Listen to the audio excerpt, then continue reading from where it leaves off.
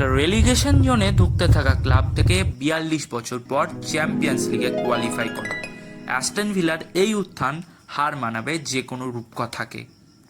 ২০২২ সালের অক্টোবরে Steven Gerrard স্যাকড হওয়ার পর ভিলার ম্যানেজার পদে বহাল হন ভিয়ারিয়ালকে ইউরোপা লিগ জেতানো কোচ উনাই এমেরি। মিড সিজনে দলের দায়িত্ব নিয়ে খাদের কিনারায় থাকা দলকে নিয়ে এলেন সঠিক রাস্তায়।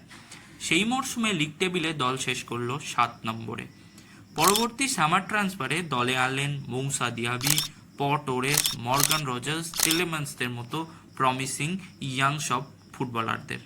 নতুন মরশুমের শুরুতে Chelsea, Brighton, Tottenham, man city, Arsenal ইত্যাদি সব বড় বড় দলকে হারিয়ে বিশেষজ্ঞদের তাক লাগিয়ে দেয় অ্যাস্টন ভিলা।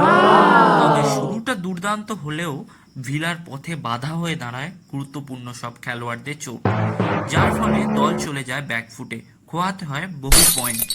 তবুও এমেরির অসামান্য ট্যাকটিক্স আর খেলোয়াড়দের হার না মানা মানসিকতায় ভর করে এবারে লিগ টেবিলে টপ 4-এ জায়গা করে নেয় অ্যাস্টন ভিলা। অ্যাস্টন ভিলার এই সাফল্যে যার অবদান সব থেকে বেশি তিনি হলেন ওলে উইটকিন্স, যিনি ১৯ গোলের পাশাপাশি করেছেন ১৩টা অ্যাসিস্ট। এছাড়াও বেলি ১৯টি, ডগলাস লুইস ও মার্ক দিয়াবি ১৪টি, ম্যাকগিন এবং তেলেম্যান্স যথাক্রমে ১০ ও ৮টি করে গোলে সরাসরি কন্ট্রিবিউট করেছেন। আরেকজনের অবদান সত্যি না বললেই নয়, তিনি এমি মার্টিনেজ।